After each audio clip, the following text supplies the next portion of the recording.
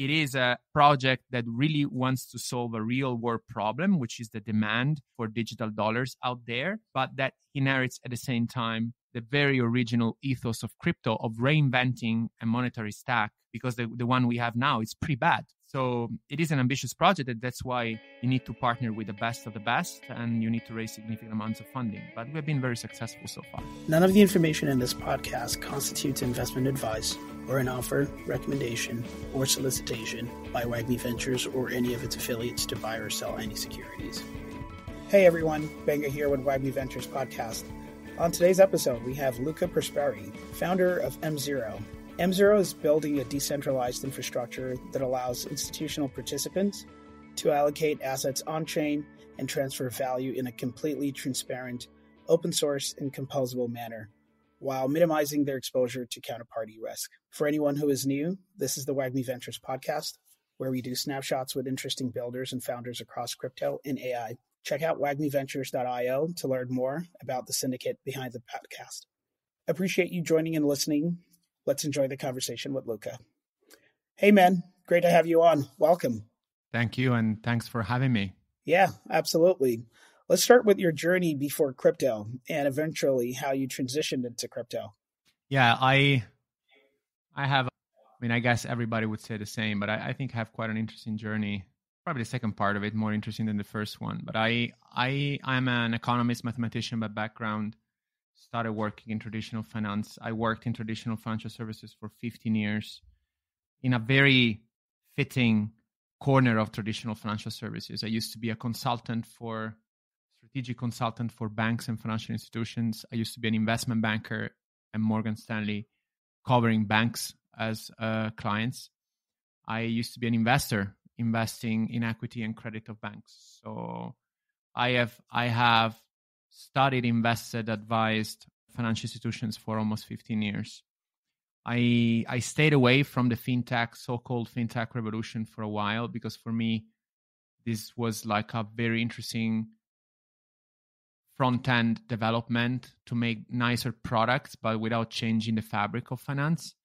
But when DeFi came in, I saw for a fact that this was the first real attempt to actually reinvent the way we create, distribute, and represent value. So it was really a back-end deep innovation. That's what fascinated me.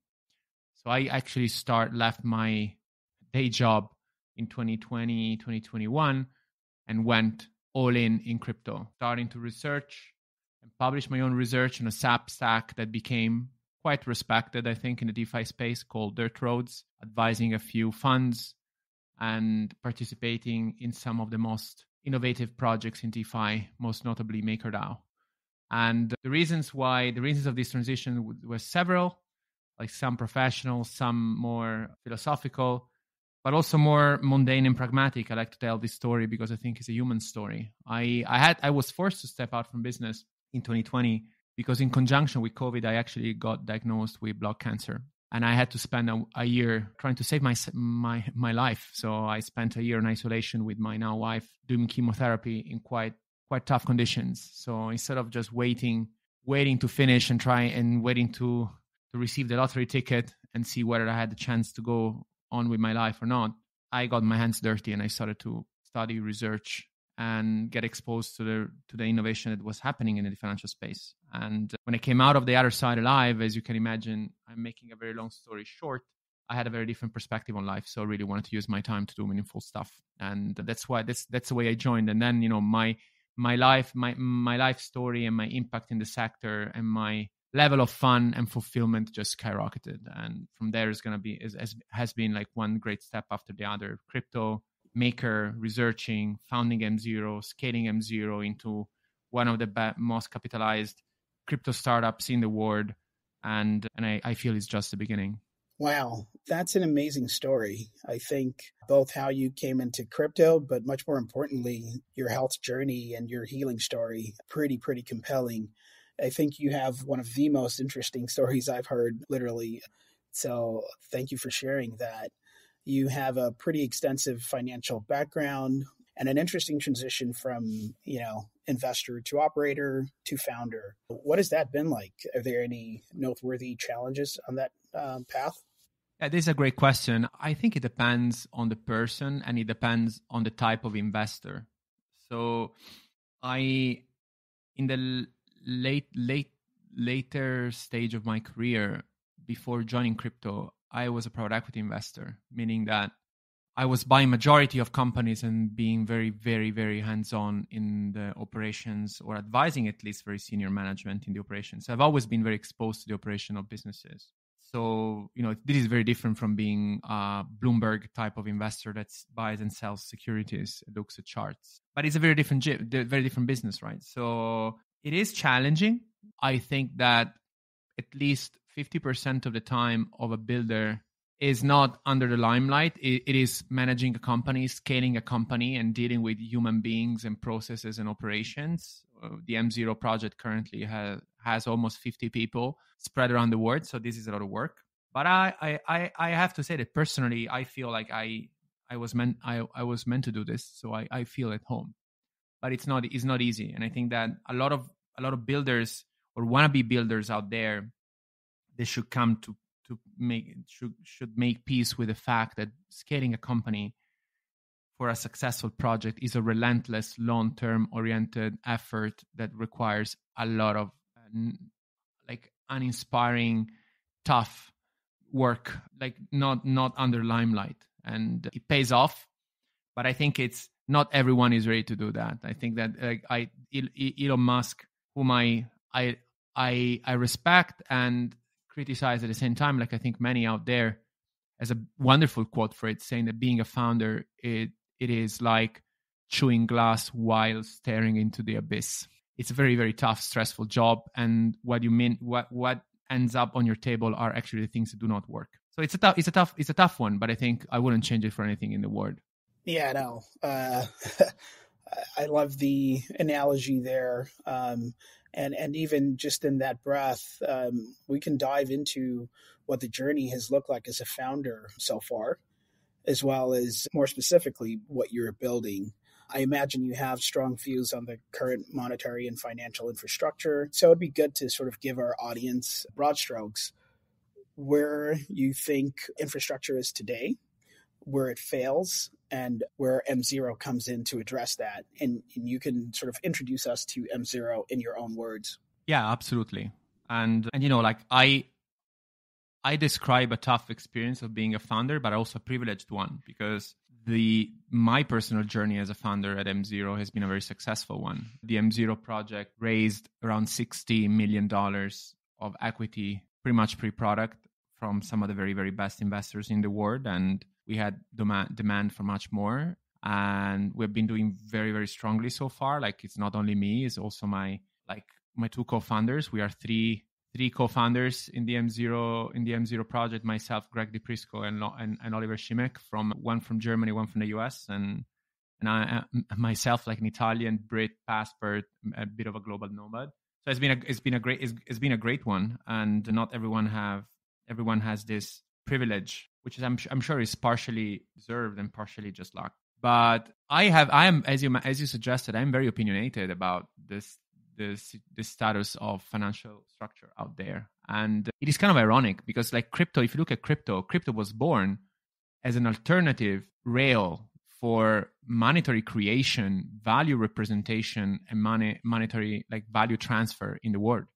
Like, the Bitcoin movement was born as a libertarian movement because the movement didn't trust the governments and treasuries that were creating money, and they didn't want to have intermediaries maintaining those transfers. And now somehow, at least it's some projects, are cornering blockchain as some sort of payment ledger. So you actually have the same banking infrastructure, the same central banking infrastructure, the same monetary policy infrastructure. You just move international payments around through the blockchain. And I personally think this is awful because it doesn't really explore and exploit the full potential of blockchain, and actually corners the blockchain movement into like a place where the blockchain movement didn't really want to be.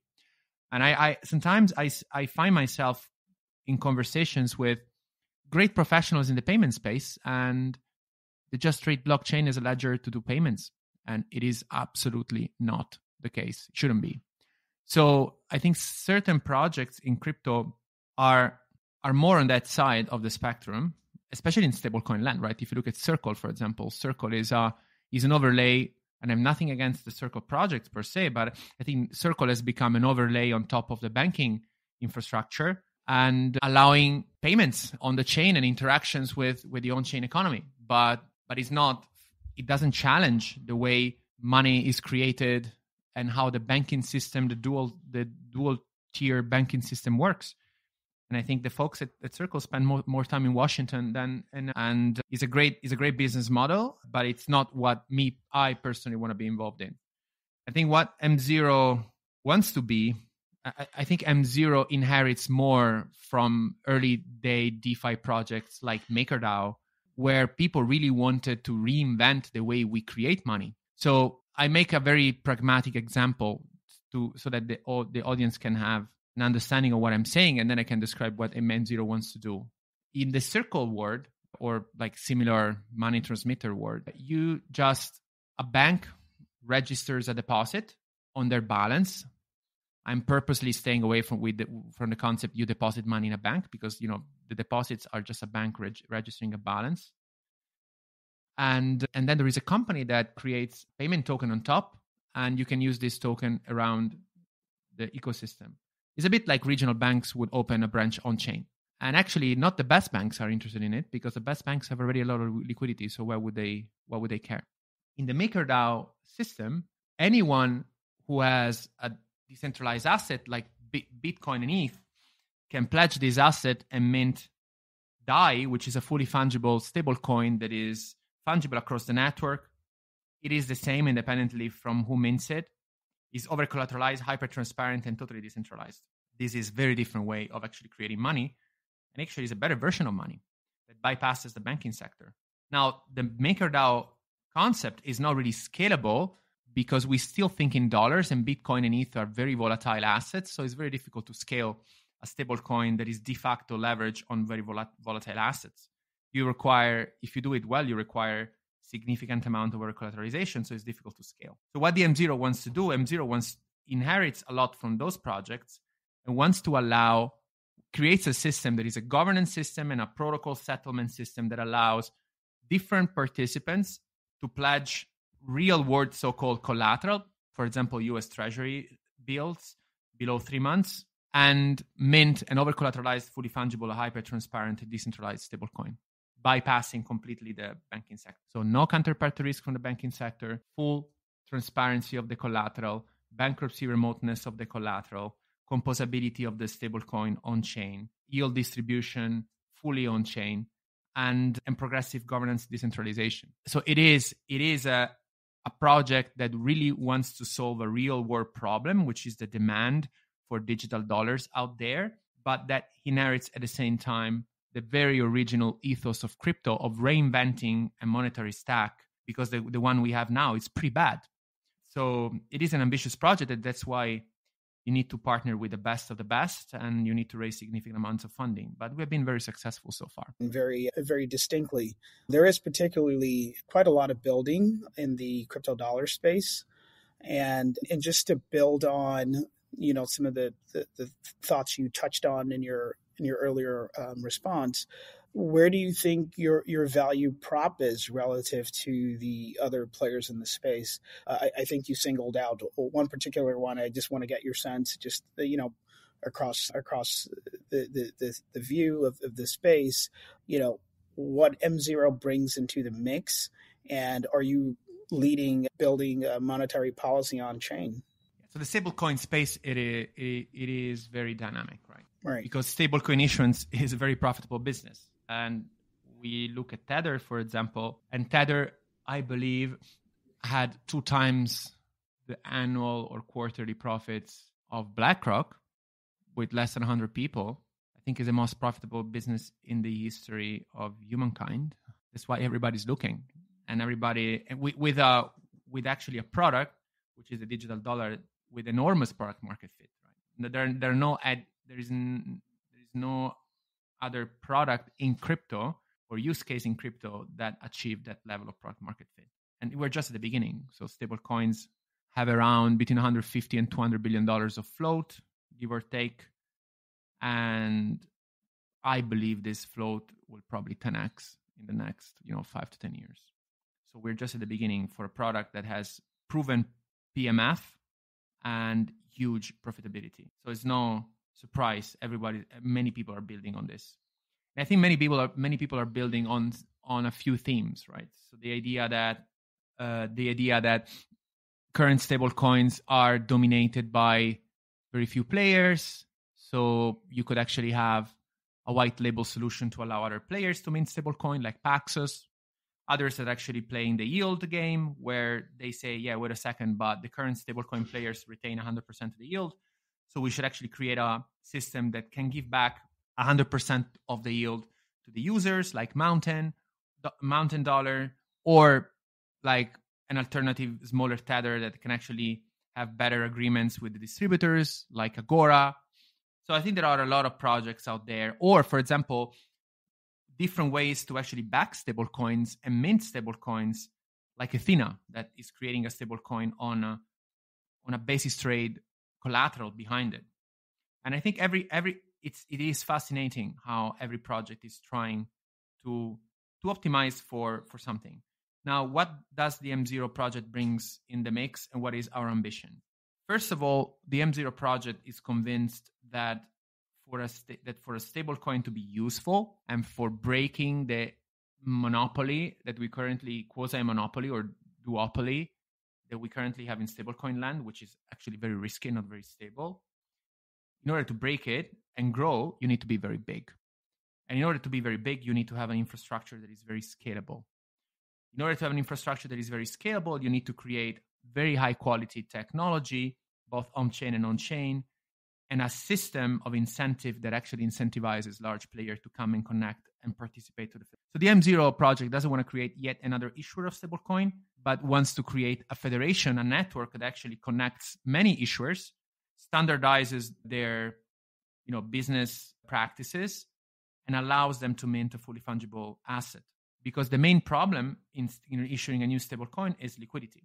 Imagine if anyone could issue Tether that smells like Tether and gives them the same economics as Tether, everybody would do it.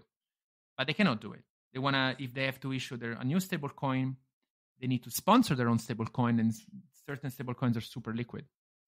So actually, M0 wants to flip this upside down, where we are creating the liquidity layer for many parties to come and connect and mint a stablecoin that already exists. So they can benefit from the liquidity of the system and actually run a very profitable business model. So like mini issuers, so like a kind of some sort of like Tether, hyper transparent Tether as a service, but also empowering exchanges, fintech applications, or anyone who could actually need stablecoins to just participate into the issuance game as well. In order to do this, you need tech, you need BD agreements, you need liquidity agreements, and you need significant amount of money. So no one is actually doing what M0 is doing currently. It is also true that M0 has raised, I think, 5 times the amount of equity of the closest competitors in the startup stablecoin space. So we also had the luxury of trying it. But it's very difficult. It's a very difficult thing to do. So we launched on mainnet 3 months ago. Currently, the M0 powered stablecoin that is called just M Money has around $30 million of float. We're not even advertising it. This float is minted by the first minter on the network, is daily validated by external validators. Chronicle, which is the former Oracle manager of Maker, just become yet another independent validator. So the current crypto dollars powered by M0 already exist as an over-collateralized currency, daily validated with on-chain signing of reserve attestation, which is something that doesn't exist in crypto. So we're just at the beginning, but we are building for a very ambitious project that connects many parties that play in the stablecoin land and actually aggregates their liquidity, because we think we're just at the beginning, and everybody, there are so many players that want to come and participate into this new ecosystem. Yeah, that's pretty cool. Hey, everybody. Quick thing here. We're excited to announce WAGMI Advisory, your home for all things fundraising, hiring, and partnerships. This is all about supercharging your project with the WAGMI network, consisting of over 20,000 executives, investors, and builders in crypto, all ready to come alongside your project to help it succeed. Get in touch at team@wagmiventures.io to learn more and figure out if WAGMI Advisory is the right fit for your project. Let's get back to the show. I want to just think about like how M0 works, and if you could just pull the curtain back a little bit and talk to us about what a transaction lifecycle would look like. I think more from like a minting and redeeming view, in how this ties to who and what M0 does. Yeah, and absolutely. I'll try to make it as simple as possible. Yeah. Just high level. If you want to go a little technical, that's fine too, but just for our audience to carry them along. Sure. Yes, absolutely. So M0 is the M0 protocol. It is just a settlement layer. So it is a layer that connects different actors that can do stuff in order to mint or redeem a digital dollar. Let's call it a stable coin. I don't really like the term stable coin, but let's stick to it for simplicity. Now, not everyone can come and connect to actually mint. The M as a stable coin is permissionless and can be used by anyone, but those that participate in the manufacturing of M need to be permissioned by governance. And we can park aside how our governance construct works for a second. So in order to mint and manage, you need basically three actors.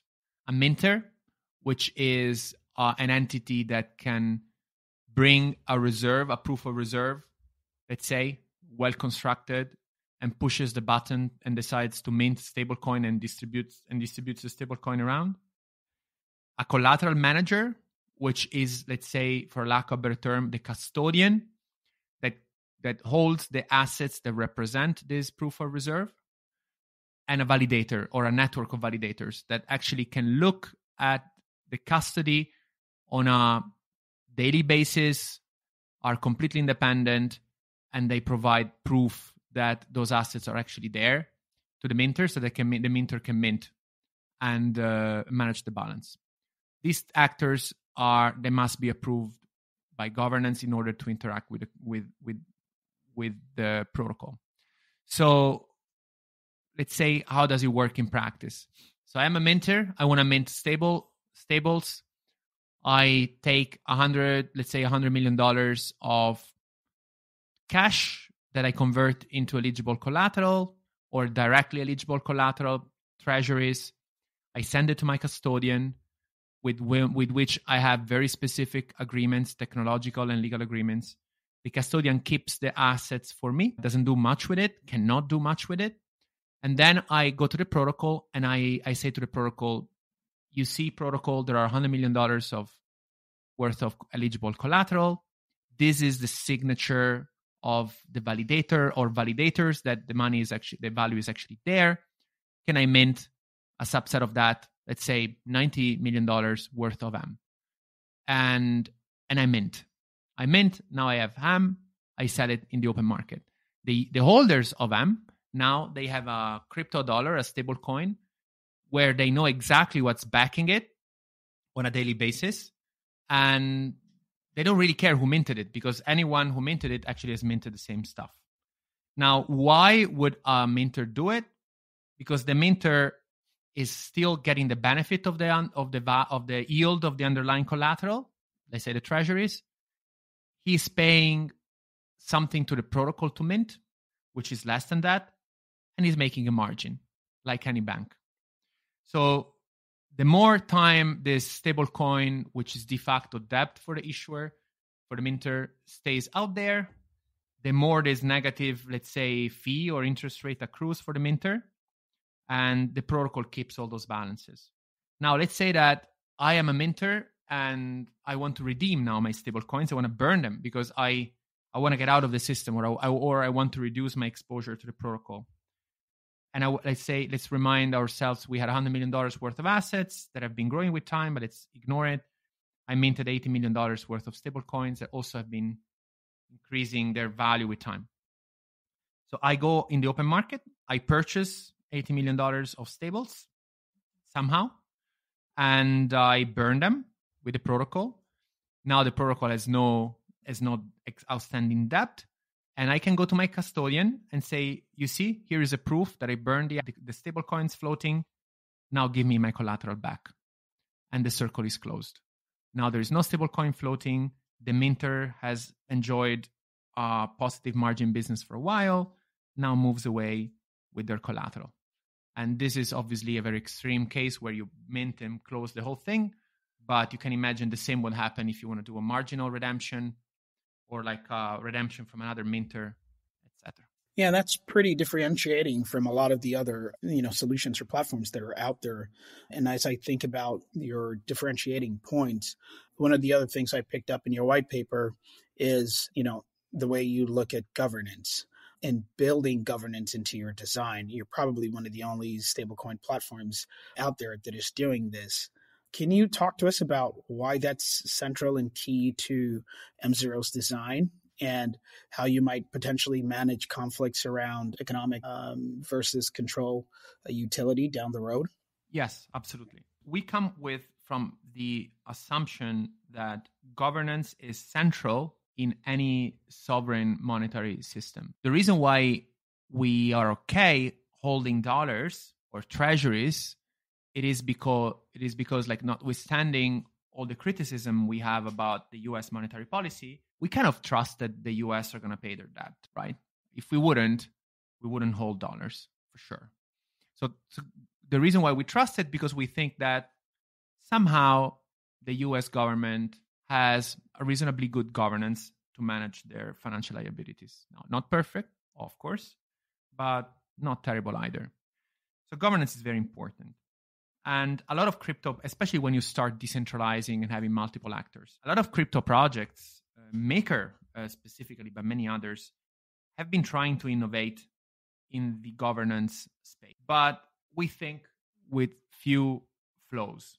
First of all, this idea that governance can be fully liquid and I can spray tokens around and everyone has a say on any complex choice. And while we think this somehow works for certain use cases, it definitely does not work in monetary policy. Imagine if we had an online voting every time the central banker needs to raise or reduce interest rates. I think it would be very difficult. So distribution of tokens has been a problem in early day crypto. And conflicting interests also has been a problem in early day crypto governance setups. The other issue that we noticed is that a lot of folks are actually purchasing those governance tokens because they want to make money. So they actually want to get exposed to the growth in price of those tokens because those tokens kind of implicitly represent the economic success of a project. That means that at any point in time, the vast majority of governance tokens of projects is actually sitting in some exchange or is sitting idle in some wallet or in some like DeFi protocol to earn yield. Or certain investors don't really want to bother with governance because it's very risky from a liability perspective. That creates a dictatorship of minority. So although like governance, it is very decentralized in theory, it is actually controlled by very few parties that hold a few percentage points. And it's actually against decentralization. Most governance projects in crypto are very, very centralized de facto. So we incorporated all those elements in designing what is a novel governance system that we think other projects could use. And our engineers and architects come from Maker, Compound, and some of other projects that have been innovating in this space. And we owe those projects a lot. It's easier to point to flaws in hindsight, of course. So in simple terms, the M0 governance module innovates along 3 dimensions. The first one, very simply, is that we have been very, very cautious to whom we have distributed the governance tokens. So the M0 governance token distribution doesn't resemble like a liquid democracy through airdrops, but more of an on-chain consortium of sophisticated parties, being those parties investors, founders, teams, in the future, large participants, etc. Like parties that have a very strong interest that this system is not going to blow up. The second aspect is that we have split the tokens in two. So the M0 token has a power token and a zero token. The power token is it's a bit like different classes of shares. So we're learning from the past. So the power token gives ordinary power controls over the protocol. And these decisions are very simple, like who can come and connect, which minter we can approve, which validator we can approve, how we can change the interest rate. So there is no treasury, there is no decentralized workforce, nothing of that sort. But the power token gives this ability, while the zero token has only emergency abilities of governance, and it's ultimately representing more the economic value of the protocol, let's say. So that if there is someone who really wants to trade, they would most probably converge around the zero token, and the power token holders are those who want to participate in governance. And why this connects to the third point. We have been very punitive for lack of participation. So if you hold power tokens, which are the value, so the voting controlling tokens, and you do not actively participate in governance, you will get aggressively diluted every epoch. So every epoch, you will get diluted by 10%.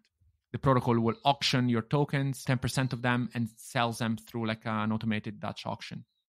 So that we really want to get an extremely engaged and sophisticated cohort of power token holders that participate in governance, and a very widespread and more passive zero token holding who actually wants to get the passive exposure to the success of the project itself, and governance very minimized, so very simple, with very simple decisions.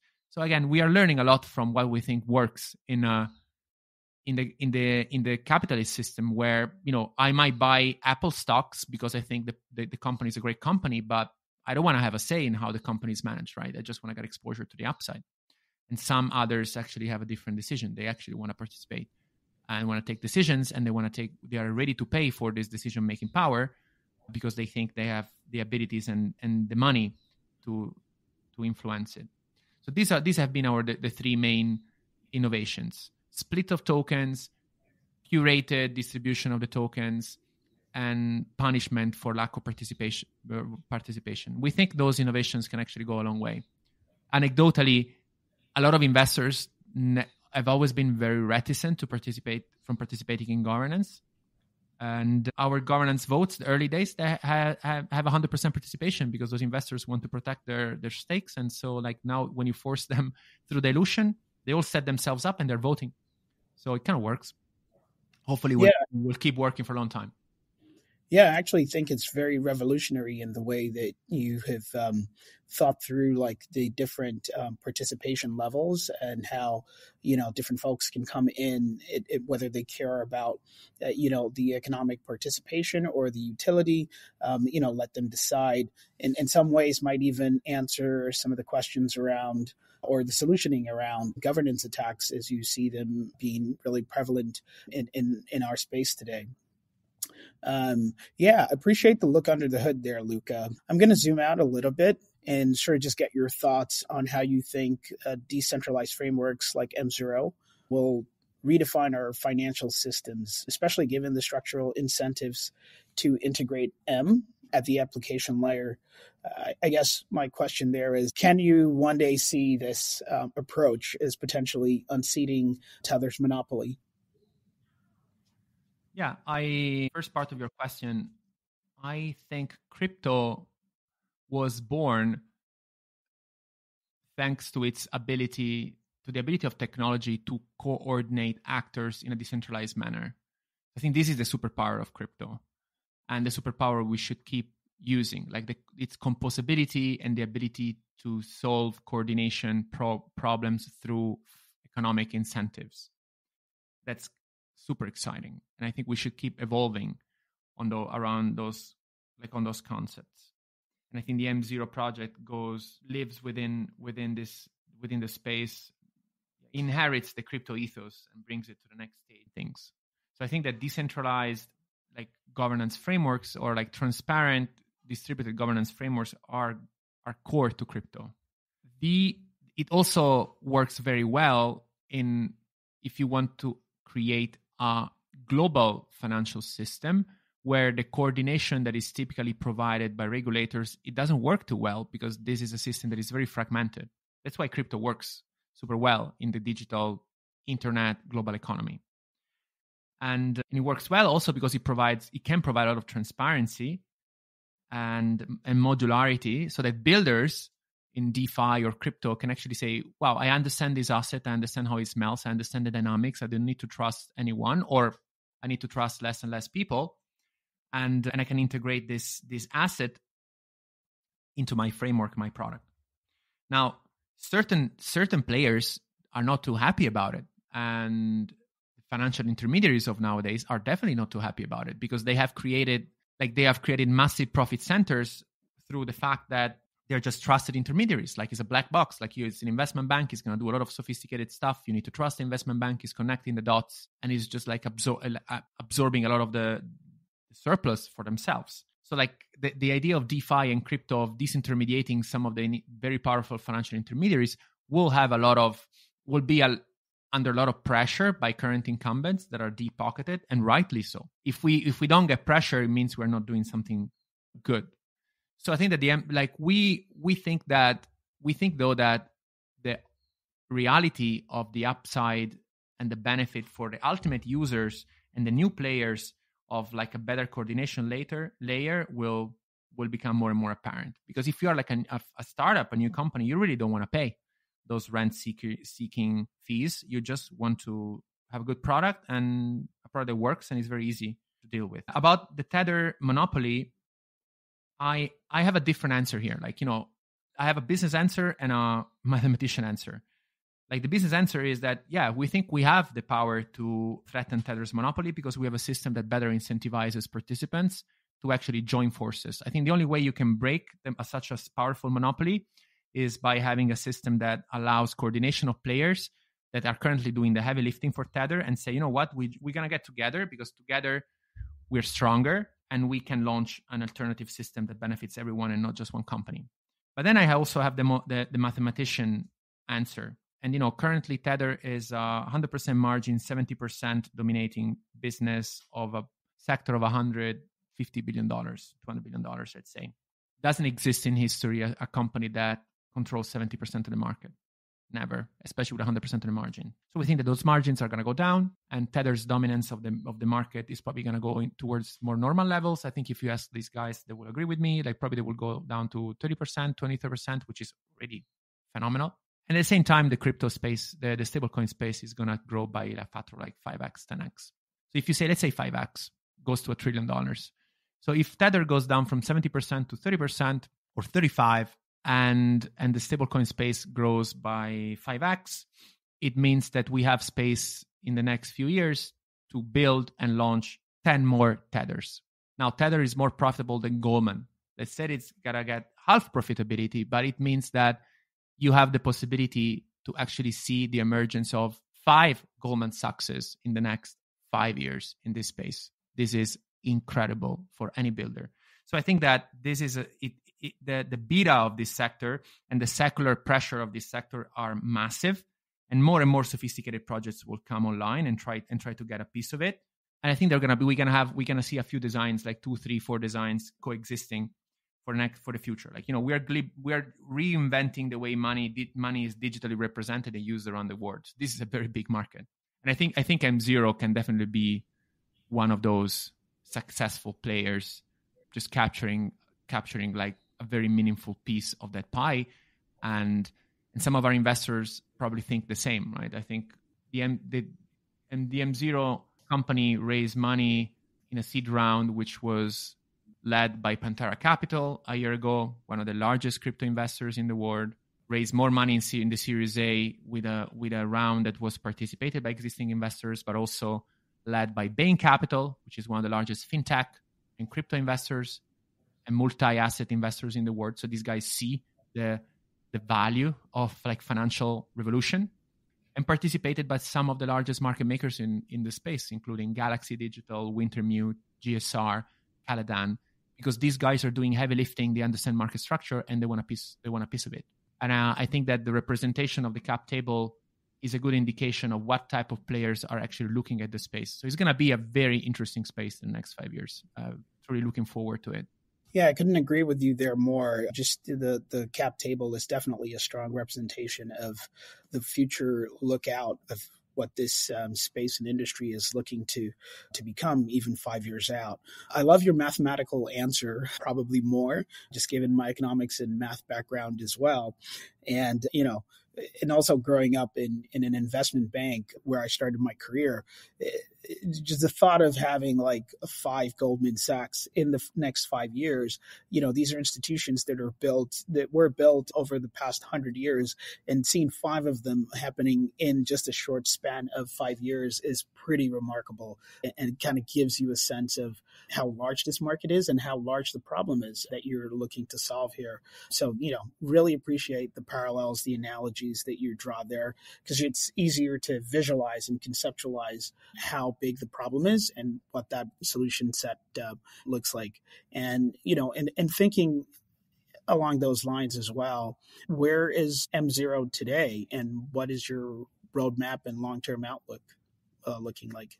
So M0 is alive, but very young. So it's still starting to test its pipes.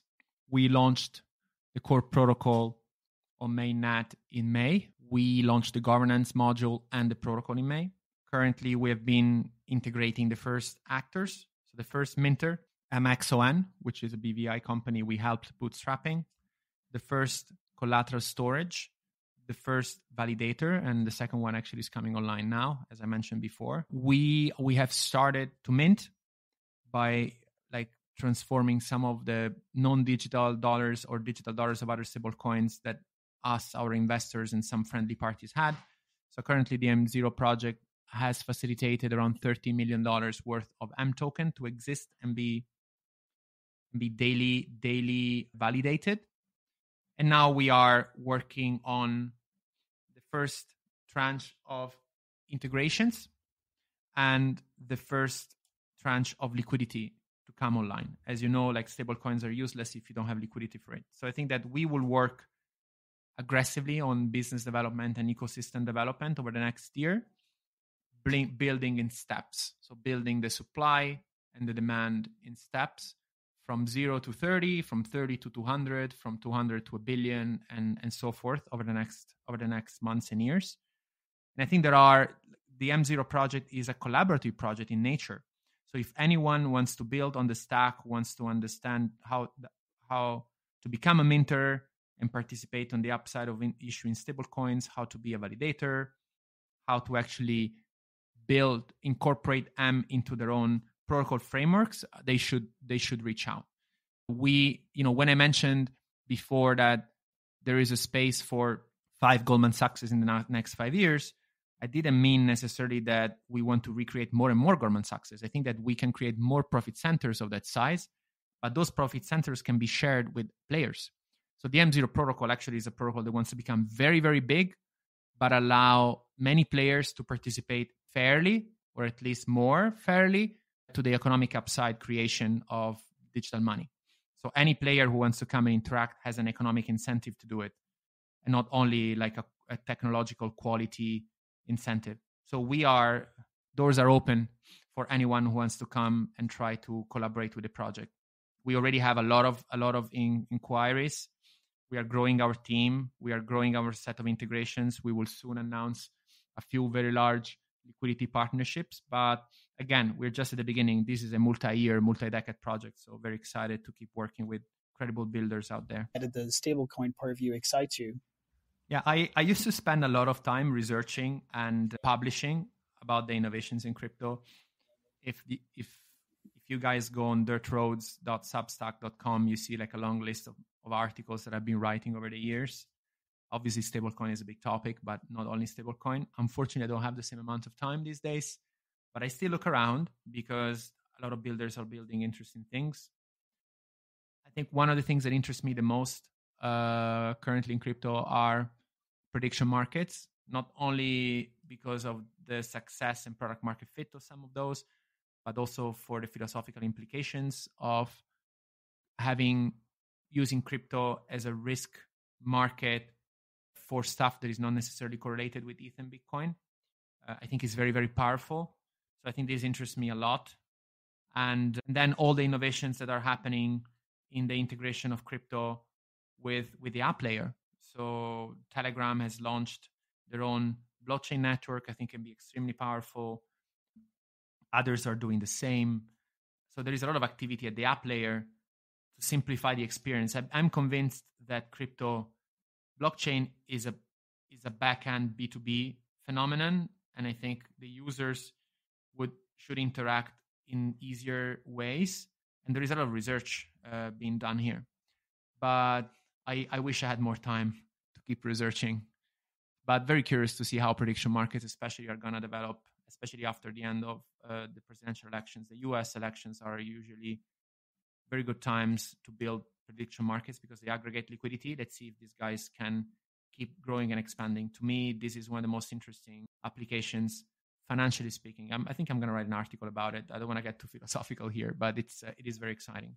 Yeah, and we can't wait to read your article when you finally write it. Yeah, I think it's an area that continues to generate a lot of interest, a lot across, just our space and outside. I've had a few other, solid experience builders like yourself who really think that space is interesting. And yeah, your thoughts around what happens post the U.S. presidential elections, I think, would sort of be like a key determinant to see how the space continues to evolve.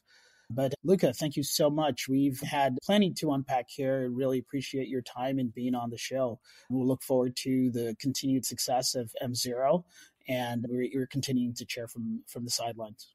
Thanks for having me, and looking forward to keep chatting and hopefully coming back in a year's time where things are going to be even more interesting.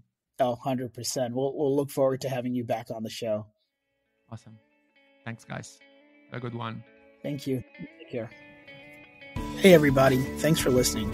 If you enjoyed the episode, go ahead and give us a good 5-star rating and subscribe wherever you're getting your podcasts so you can get all the latest conversations from the most interesting founders, builders, and investors from across the world. Thanks so much, and have a good one.